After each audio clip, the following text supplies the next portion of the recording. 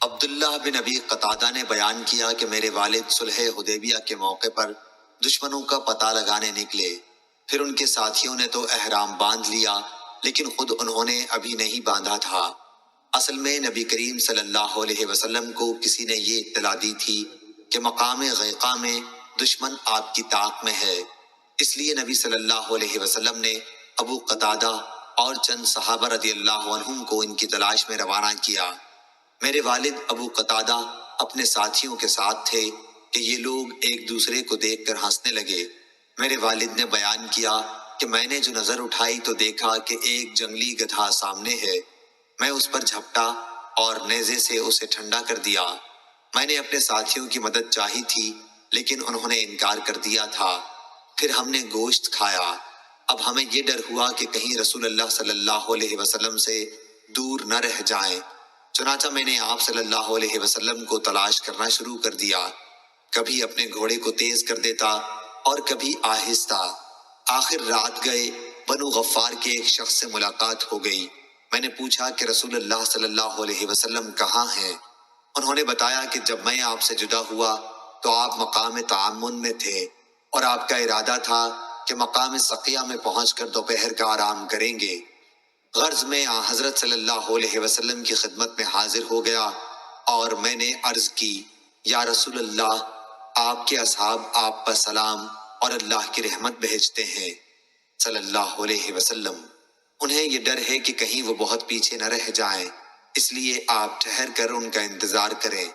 پھر میں نے کہا، یا رسول اللہ، میں نے ایک جنگلی گدھا شکار کیا تھا اور اس کا کچھ بچا ہوا گوشت اب بھی میرے پاس موجود ہے۔ آپ صلی اللہ علیہ وسلم نے لوگوں سے کھانے کے لیے فرمایا، حالانکہ وہ سب احرام باندھے ہوئے تھے۔ صحیح بخاری حدیث نمبر 1821۔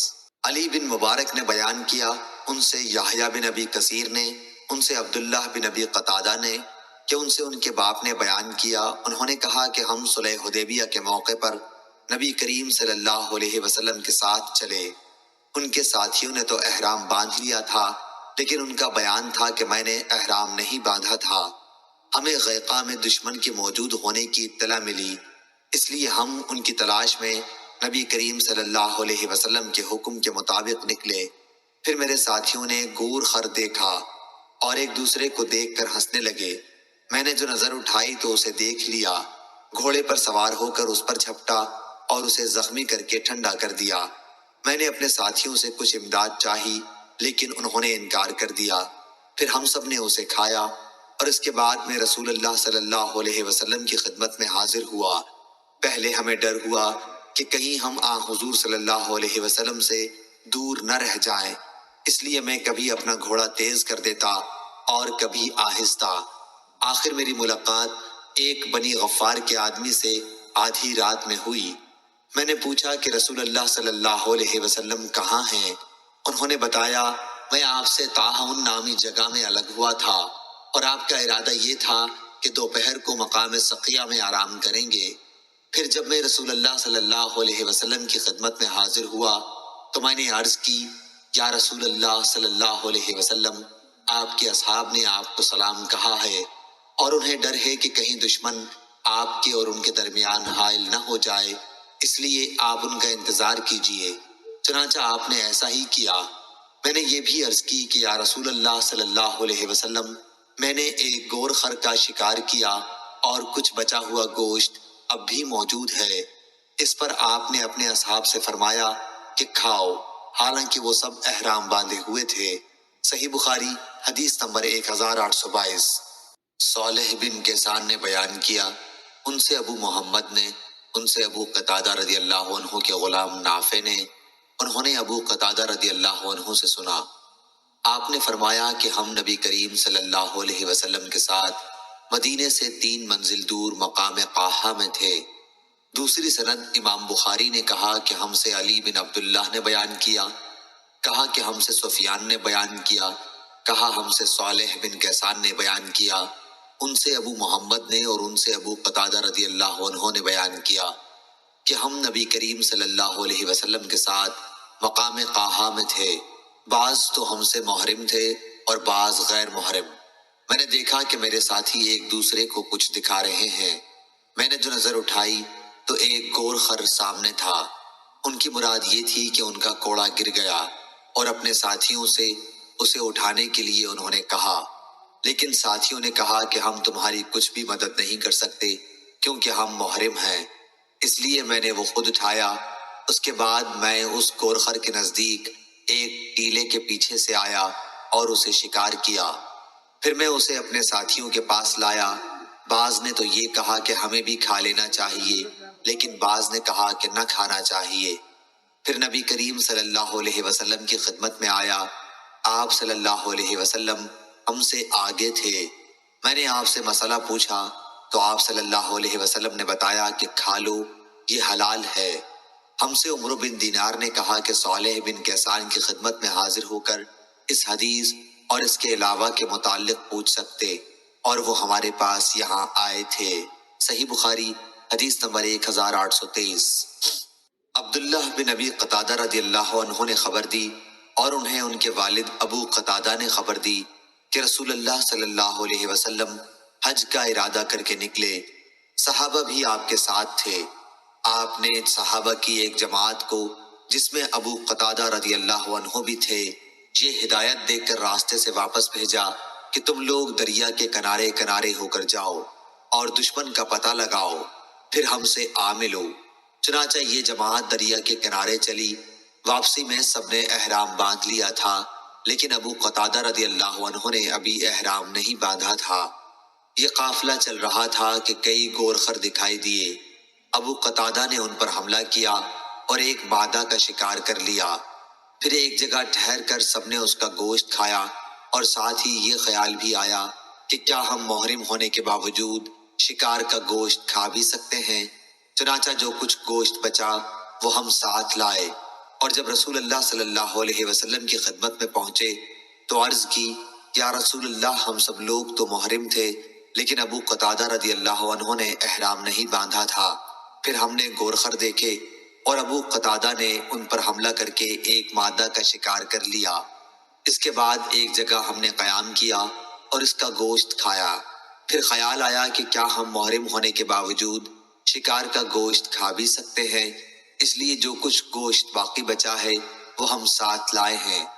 آپ صلی اللہ علیہ وسلم نے پوچھا، کیا تم میں سے کسی نے ابو قتادہ رضی اللہ عنہ کو شکار کرنے کے لیے کہا تھا، یا کسی نے اس شکار کی طرف اشارہ کیا تھا؟ سب نے کہا نہیں۔ اس پر آپ صلی اللہ علیہ وسلم نے فرمایا کہ پھر بچا ہوا گوشت بھی کھا لو۔ صحیح بخاری حدیث نمبر 1824۔ امام مالک نے خبر دی، انہیں ابن شہاب نے، انہیں عبید اللہ بن عبداللہ بن عتبہ بن مسعود نے، انہیں عبداللہ بن عباس رضی اللہ عنہ نے، اور انہیں صعب بن جسامہ لیثی رضی اللہ عنہ نے، کہ جب وہ ابوا یا ودان میں تھے تو انہوں نے رسول اللہ صلی اللہ علیہ وسلم کو ایک گورخر کا تحفہ دیا، تو آپ صلی اللہ علیہ وسلم نے اسے واپس کر دیا تھا۔ پھر جب آپ نے ان کے چہروں پر ناراضگی کا رنگ دیکھا تو آپ نے فرمایا، واپسی کی وجہ صرف یہ ہے کہ احرام باندھے ہوئے ہیں۔ صحیح بخاری حدیث نمبر 1825۔ نافع نے خبر دی اور انہیں حضرت عبداللہ بن عمر رضی اللہ عنہ نے خبر دی کہ رسول اللہ صلی اللہ علیہ وسلم نے فرمایا، 5 جانور ایسے ہیں جنہیں مارنے میں محرم کے لیے کوئی حرج نہیں۔ دوسری سند، اور امام مالک نے عبداللہ بن دینار سے، انہوں نے عبداللہ بن عمر رضی اللہ عنہ سے روایت کی کہ رسول اللہ صلی اللہ علیہ وسلم نے فرمایا جو اوپر مذکور ہوا۔ صحیح بخاری حدیث نمبر 1826۔ تیسری سند، اور ہم سے مسدد نے بیان کیا، کہا ہم سے ابو عوانہ نے بیان کیا، ان سے زید بن جبیر نے بیان کیا، انہوں نے بیان کیا کہ میں نے عبداللہ بن عمر رضی اللہ عنہ سے سنا، آپ نے فرمایا کہ مجھ سے نبی کریم صلی اللہ علیہ وسلم کی بعض بیویوں نے بیان کیا کہ نبی کریم صلی اللہ علیہ وسلم نے فرمایا، محرم 5 جانوروں کو مار سکتا ہے جن کا ذکر آگے آ رہا ہے۔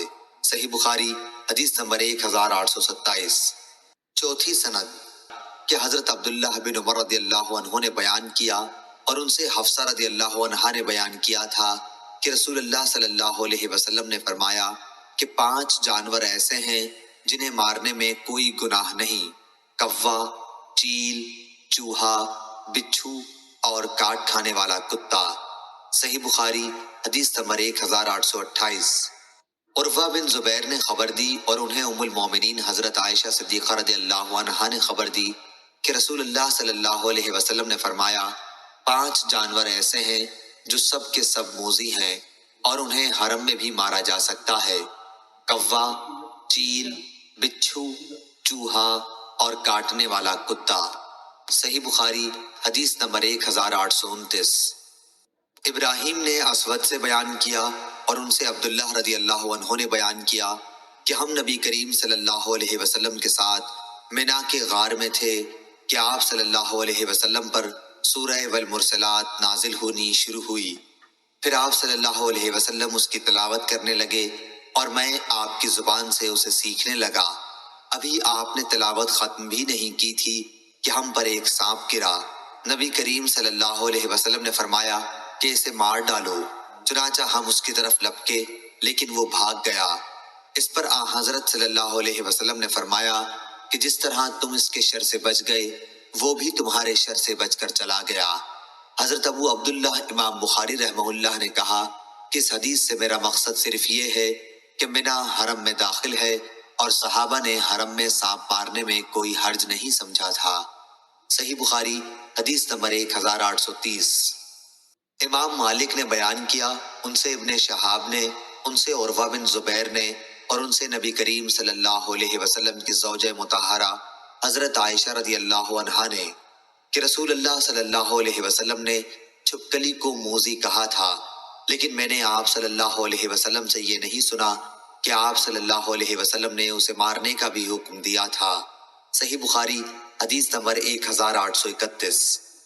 لیث بن سعید نے بیان کیا، ان سے سعید بن ابی سعید مقبری نے، ان سے ابو شریح ادوی رضی اللہ عنہ نے کہ جب عمرو بن سعید مکہ پر لشکر کشی کر رہا تھا تو انہوں نے کہا امیر اجازت دے تو میں ایک ایسی حدیث سناؤں جو رسول اللہ صلی اللہ علیہ وسلم نے فتح مکہ کے دوسرے دن ارشاد فرمائی تھی۔ اس حدیث مبارک کو میرے ان کانوں نے سنا اور میرے دل نے پوری طرح اسے یاد کر لیا تھا، اور جب آپ صلی اللہ علیہ وسلم ارشاد فرما رہے تھے تو میری آنکھیں آپ صلی اللہ علیہ وسلم کو دیکھ رہی تھیں۔ آپ نے اللہ کی حمد اور اس کی ثنا بیان کی، پھر فرمایا کہ مکے کی حرمت اللہ نے قائم کی ہے، لوگوں نے نہیں، اس لیے کسی ایسے شخص کے لیے جو اللہ اور یوم آخرت پر ایمان رکھتا ہو یہ جائز اور حلال نہیں کہ یہاں خون بہائے اور کوئی یہاں کا ایک درخت بھی کاٹے۔ لیکن اگر کوئی شخص رسول اللہ صلی اللہ علیہ وسلم کے قتال فتح مکہ کے موقع پر سے اس کا جواز نکالے تو اس سے یہ کہہ دو کہ رسول اللہ صلی اللہ علیہ وسلم کو اللہ نے اجازت دی تھی لیکن تمہیں اجازت نہیں ہے، اور مجھے بھی تھوڑی سی دیر کے لیے اجازت ملی تھی، پھر دوبارہ آج اس کی حرمت ایسی ہی قائم ہو گئی جیسے پہلے تھی۔ اور ہاں، جو موجود ہیں وہ غائب کو اللہ کا یہ پیغام پہنچا دیں۔ ابو شریح سے کسی نے پوچھا کہ پھر عمرو بن سعید نے یہ حدیث سن کر آپ کو کیا جواب دیا تھا؟ انہوں نے بتایا، عمرو نے کہا ابو شریح میں یہ حدیث تم سے بھی زیادہ جانتا ہوں، مگر حرم کسی مجرم کو پناہ نہیں دیتا، اور نہ خون کر کے اور نہ کسی جرم کر کے بھاگنے والے کو پناہ دیتا ہے۔ امام بخاری نے کہا ہے کہ خربہ سے مراد خربہ بلیہ ہے۔ صحیح بخاری حدیث نمبر 1832۔ خالد نے بیان کیا، ان سے اکرمہ نے اور ان سے ابن عباس رضی اللہ عنہ نے کہ نبی کریم صلی اللہ علیہ وسلم نے فرمایا اللہ تعالیٰ نے مکے کو حرمت والا بنایا ہے، مجھ سے پہلے بھی یہ کسی کے لیے حلال نہیں تھا، اس لیے میرے بعد بھی وہ کسی کے لیے حلال نہیں ہوگا۔ میرے لیے صرف ایک دن گھڑی بھر حلال ہوا تھا، اس لیے اس کی گھاس نہ اکھاڑی جائے اور اس کے درخت نہ کاٹے جائیں، اس کے شکار نہ بھڑکائے جائیں اور نہ وہاں کی کوئی گری ہوئی چیز اٹھائی جائے۔ ہاں، اعلان کرنے والا اٹھا سکتا ہے تاکہ اصل مالک تک پہنچا دے۔ حضرت عباس رضی اللہ عنہ نے کہا یا رسول اللہ صلی اللہ علیہ وسلم، اذخر کی اجازت دیجیے کیونکہ یہ ہمارے سناروں اور ہمارے قبروں کے لیے کام آتی ہے۔ آپ صلی اللہ علیہ وسلم نے فرمایا کہ اذخر کی اجازت ہے۔ خالد نے روایت کیا کہ اکرمہ رحمہ اللہ نے فرمایا کہ تم جانتے ہو کہ شکار کو نہ بھڑکانے سے کیا مراد ہے؟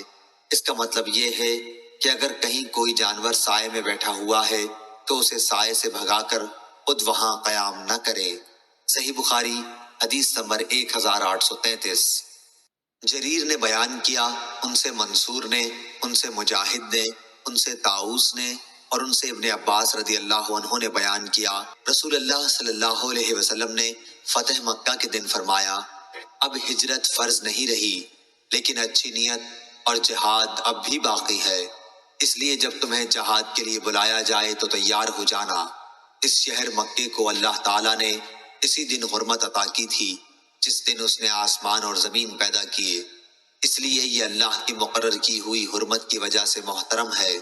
یہاں کسی کے لیے بھی مجھ سے پہلے لڑائی جائز نہیں تھی، اور مجھے بھی صرف ایک دن گھڑی بھر کے لیے فتح مکہ کے دن اجازت ملی تھی۔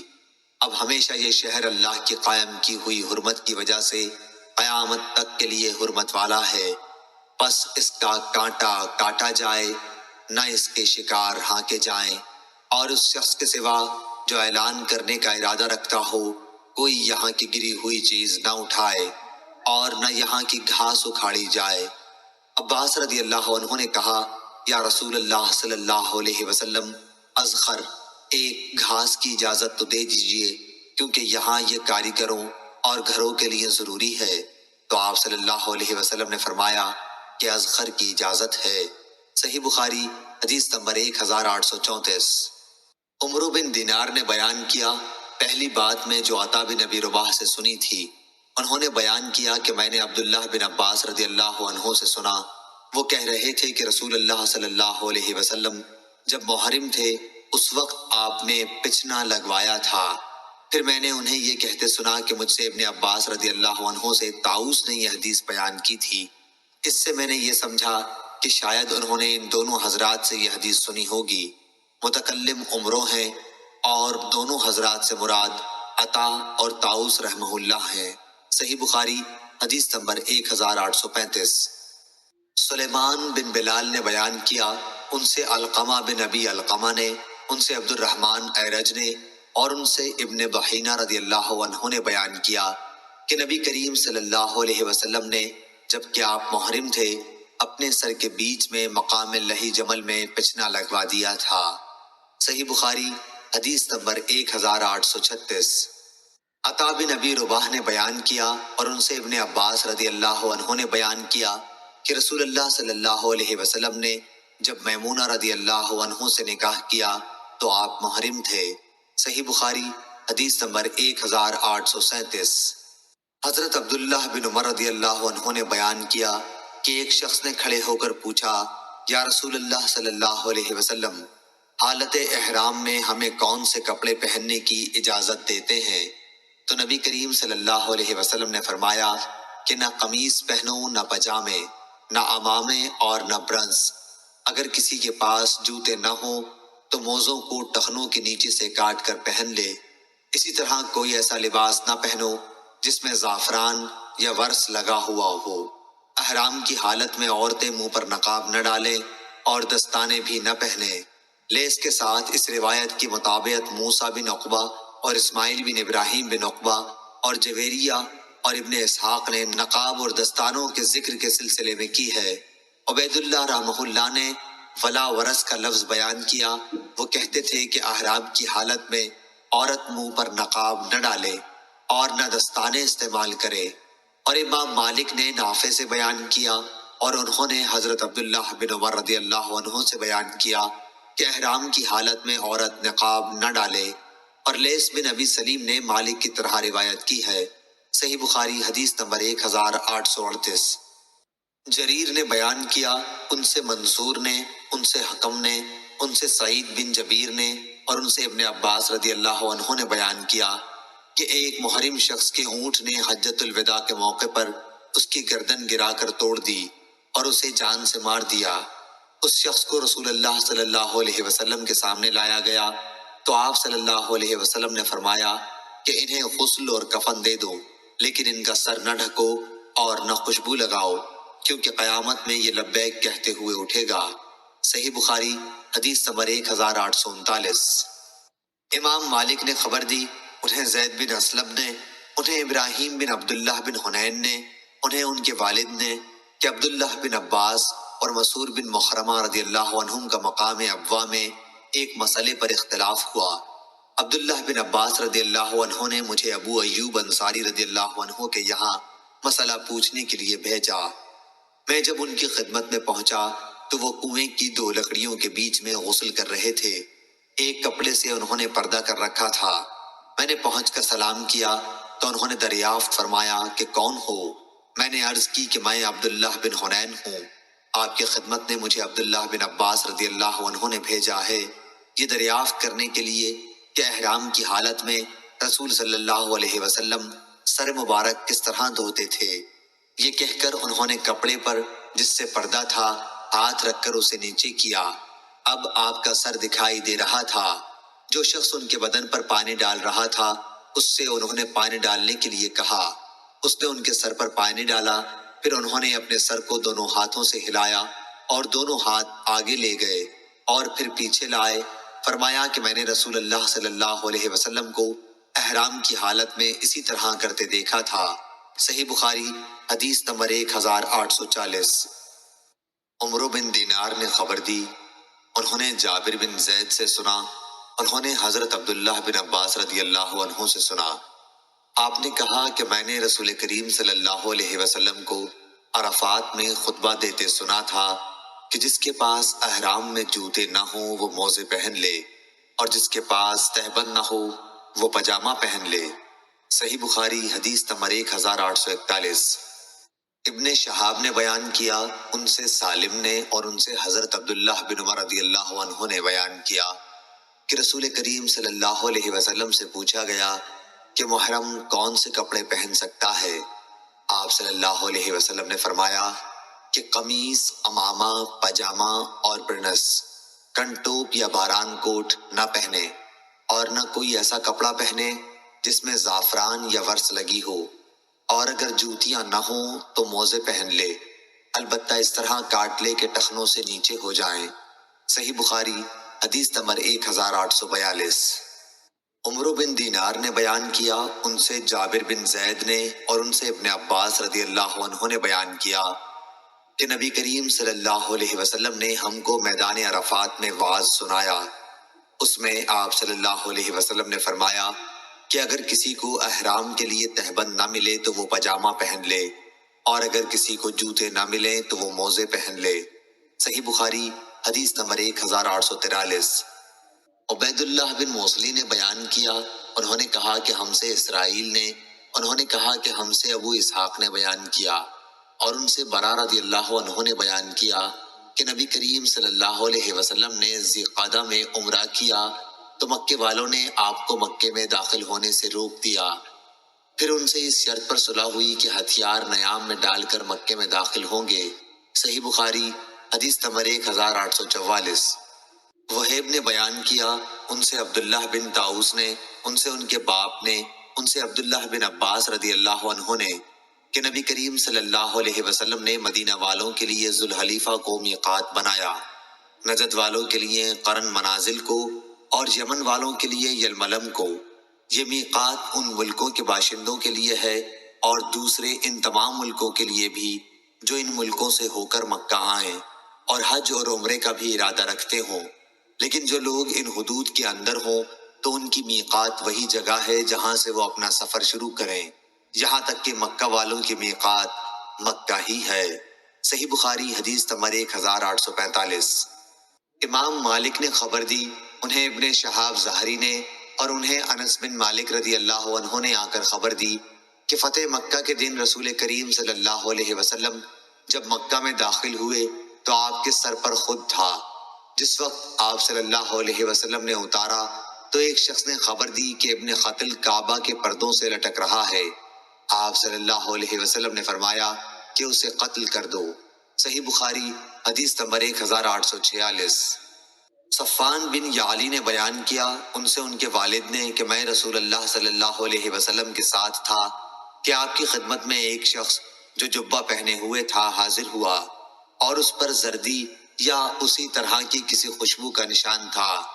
عمر رضی اللہ عنہ مجھ سے کہا کرتے تھے، کیا تم چاہتے ہو کہ جب حضرت صلی اللہ علیہ وسلم پر وحی نازل ہونے لگے تو تم آ حضرت صلی اللہ علیہ وسلم کو دیکھ سکو۔ اس وقت آپ پر وحی نازل ہوئی، پھر وہ حالت جاتی رہی۔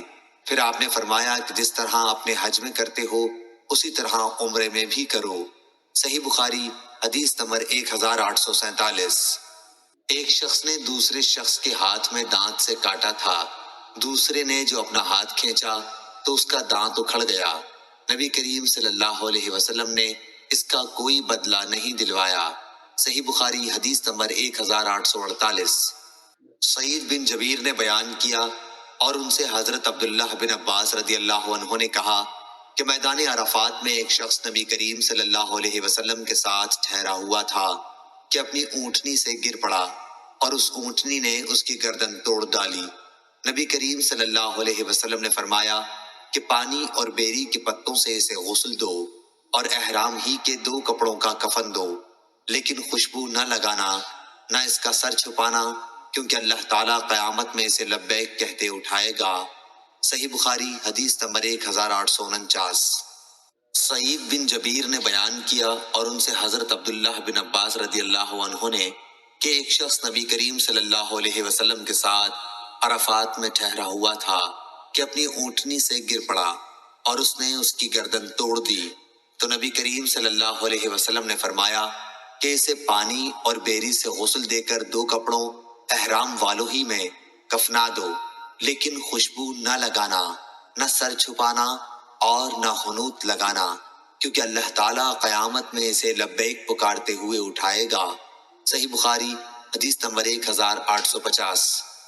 سعید بن جبیر نے خبر دی اور انہیں ابن عباس رضی اللہ عنہ نے کہ ایک شخص نبی کریم صلی اللہ علیہ وسلم کے ساتھ میدان عرفات میں تھا کہ اس کے اونٹ نے گرا کر اس کی گردن توڑ دی۔ وہ شخص محرم تھا اور مر گیا۔ نبی کریم صلی اللہ علیہ وسلم نے یہ ہدایت دی کہ اسے پانی اور بیری کا غسل اور احرام کے 2 کپڑوں کا کفن دیا جائے، البتہ اس کو خوشبو نہ لگاؤ، نہ اس کا سر چھپاؤ، کیونکہ قیامت کے دن وہ لبیک کہتا ہوا اٹھے گا۔ صحیح بخاری حدیث نمبر 1851۔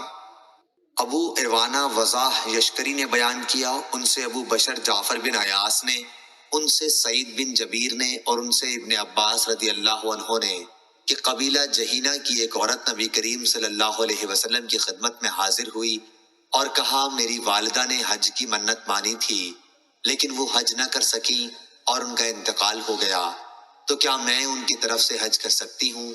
آ حضرت صلی اللہ علیہ وسلم نے فرمایا کہ ہاں، ان کی طرف سے تو حج کر۔ کیا تمہاری ماں پر قرض ہوتا تو تم اسے ادا نہ کرتی؟ اللہ تعالیٰ کا قرضہ تو اس کا سب سے زیادہ مستحق ہے کہ اسے پورا کیا جائے، پس اللہ تعالیٰ کا قرض ادا کرنا بہت ضروری ہے۔ صحیح بخاری حدیث نمبر 1852۔ ابو عاصم نے ابن جریر سے بیان کیا، انہوں نے کہا ان سے ابن شہاب نے، ان سے سلیمان بن یسار نے، ان سے عبداللہ بن عباس رضی اللہ عنہ نے اور ان سے فضل بن عباس رضی اللہ عنہ نے۔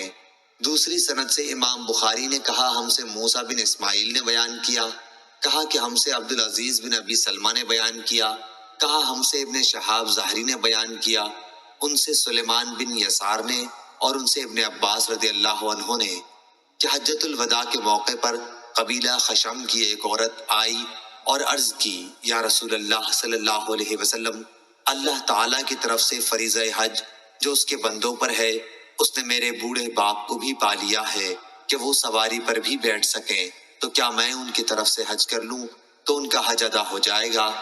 آپ صلی اللہ علیہ وسلم نے فرمایا کہ ہاں۔ صحیح بخاری حدیث نمبر 1853، 1854۔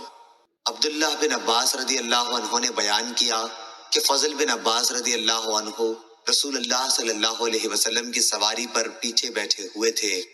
اتنے میں قبیلہ خشم کی ایک عورت آئی، فضل رضی اللہ عنہ اس کو دیکھنے لگے اور وہ فضل رضی اللہ عنہ کو دیکھنے لگی، اس لیے نبی کریم صلی اللہ علیہ وسلم فضل کا چہرہ دوسری طرف پھیرنے لگے۔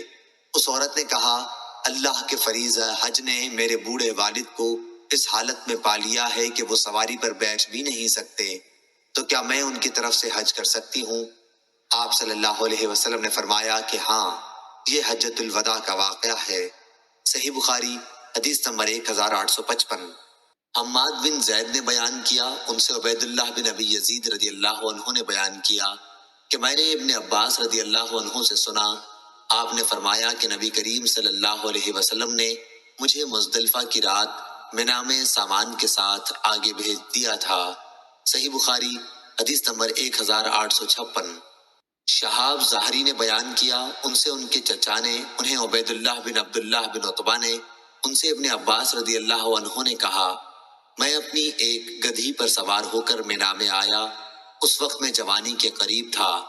رسول اللہ صلی اللہ علیہ وسلم مینا میں کھڑے نماز پڑھا رہے تھے۔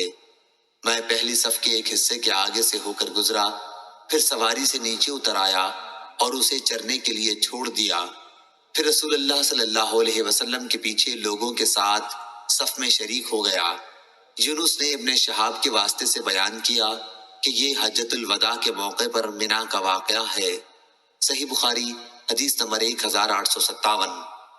حاتم بن اسماعیل نے بیان کیا، ان سے محمد بن یوسف نے اور ان سے صائب بن یزید رضی اللہ عنہ نے کہ مجھے رسول اللہ صلی اللہ علیہ وسلم کے ساتھ حج کرایا گیا تھا، میں اس وقت 7 سال کا تھا۔ صحیح بخاری حدیث نمبر 1858۔ قاسم بن مالک نے خبر دی، انہیں جعید بن عبد الرحمن نے، انہوں نے کہا کہ میں نے عمر بن عبدالعزیز رحمہ اللہ سے سنا، وہ صائب بن یزید رضی اللہ عنہ سے کہہ رہے تھے، صائب رضی اللہ عنہ کو نبی صلی اللہ علیہ وسلم کے سامان کے ساتھ یعنی بال بچوں میں حج کرایا گیا تھا۔ صحیح بخاری حدیث نمبر 1859۔ احمد بن محمد نے کہا کہ ان سے ابراہیم بن سعد نے بیان کیا، ان سے ان کے والد نے، ان سے ان کے دادا ابراہیم بن عبد الرحمن بن عوف رضی اللہ عنہ نے کہ حضرت عمر رضی اللہ عنہ نے اپنے آخری حج کے موقع پر نبی کریم صلی اللہ علیہ وسلم کی بیویوں کے حج کی اجازت دی تھی اور ان کے ساتھ عثمان بن عفان اور عبد الرحمن بن عوف رضی اللہ عنہ کو بھیجا تھا۔ صحیح بخاری حدیث نمبر 1860۔ عائشہ بنت طلحہ نے بیان کیا اور ان سے ام المومنین عائشہ رضی اللہ عنہا نے بیان کیا کہ میں نے پوچھا، یا رسول اللہ صلی اللہ علیہ وسلم، ہم بھی کیوں نہ آپ صلی اللہ علیہ وسلم کے ساتھ جہاد اور غزووں میں جایا کریں؟ آپ صلی اللہ علیہ وسلم نے فرمایا، تم لوگوں کے لیے سب سے عمدہ اور سب سے مناسب جہاد حج ہے، وہ حج جو مقبول ہو۔ حضرت عائشہ رضی اللہ عنہا کہتی تھیں کہ جب سے میں نے رسول اللہ صلی اللہ علیہ وسلم کا یہ ارشاد سن لیا ہے، حج کو میں کبھی چھوڑنے والی نہیں ہوں۔ صحیح بخاری حدیث نمبر 1861۔ عمر بن دینار نے بیان کیا، ان سے ابن عباس رضی اللہ عنہ کے غلام ابو معبد نے اور ان سے ابن عباس رضی اللہ عنہ نے کہ نبی کریم صلی اللہ علیہ وسلم نے فرمایا کہ کوئی عورت اپنے محرم رشتہ دار کے بغیر سفر نہ کرے اور کوئی شخص کسی عورت کے پاس اس وقت تک نہ جائے جب تک وہاں ذی رحم محرم موجود نہ ہو۔ ایک شخص نے پوچھا، یا رسول اللہ صلی اللہ علیہ وسلم، میں تو فلاں لشکر میں جہاد کے لیے نکلنا چاہتا ہوں، لیکن میری بیوی کا ارادہ حج کا ہے۔ آپ صلی اللہ علیہ وسلم نے فرمایا کہ تو اپنی بیوی کے ساتھ حج کو جا۔ صحیح بخاری حدیث نمبر 1862۔ حبیب معلم نے خبر دی، انہیں عطا بن ابی رباح نے اور ان سے ابن عباس رضی اللہ عنہ نے فرمایا کہ جب رسول اللہ صلی اللہ علیہ وسلم حجۃ الوداع سے واپس ہوئے تو آپ صلی اللہ علیہ وسلم نے ام سنان رضی اللہ عنہا انصاریہ عورت سے دریافت فرمایا کہ تو حج کرنے نہیں گئی؟ انہوں نے عرض کی کہ فلاں کے باپ یعنی میرے خاوند کے پاس 2 اونٹ پانی پلانے کے لیے تھے، ایک پر تو وہ خود حج کو چلے گئے اور دوسرا ہماری زمین سیراب کرتا ہے۔ آپ صلی اللہ علیہ وسلم نے اس پر فرمایا کہ رمضان میں عمرہ کرنا میرے ساتھ حج کرنے کے برابر ہے۔ اس روایت کو ابن جریج نے عطا سے سنا، کہا انہوں نے ابن عباس رضی اللہ عنہ سے سنا، انہوں نے نبی کریم صلی اللہ علیہ وسلم سے اور عبید اللہ عبد الکریم سے روایت کیا، ان سے عطا نے، ان سے جابر رضی اللہ عنہ نے اور ان سے نبی کریم صلی اللہ علیہ وسلم نے۔ صحیح بخاری حدیث نمبر 1863۔ سلیمان بن حرب نے بیان کیا، کہا کہ ہم سے شعبہ نے، ان سے عبد الملک بن عمیر نے، ان سے زیاد کے غلام قضا نے، انہوں نے بیان کیا کہ میں نے ابو سعید خدری رضی اللہ عنہ سے سنا، جنہوں نے نبی کریم صلی اللہ علیہ وسلم کے ساتھ 12 جہاد کیے تھے۔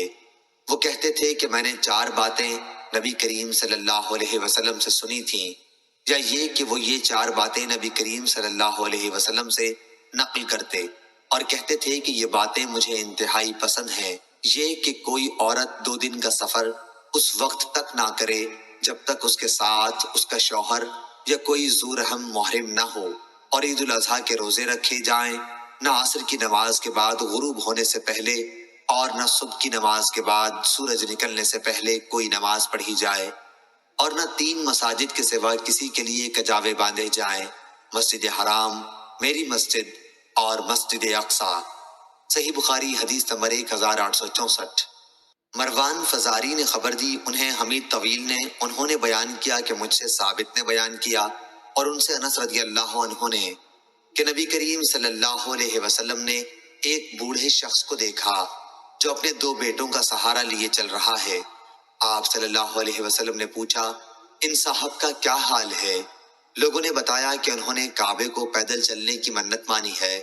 آپ صلی اللہ علیہ وسلم نے فرمایا کہ اللہ تعالیٰ اس سے بے نیاز ہے کہ یہ اپنے کو تکلیف میں ڈالیں۔ پھر آپ نے انہیں سوار ہونے کا حکم دیا۔ صحیح بخاری حدیث نمبر 1865۔ عقبہ بن عامر رضی اللہ عنہ نے بیان کیا، میری بہن نے منت مانی تھی کہ بیت اللہ تک وہ پیدل جائیں گی۔ پھر انہوں نے مجھ سے کہا کہ تم اس کے متعلق رسول اللہ صلی اللہ علیہ وسلم سے بھی پوچھ لو۔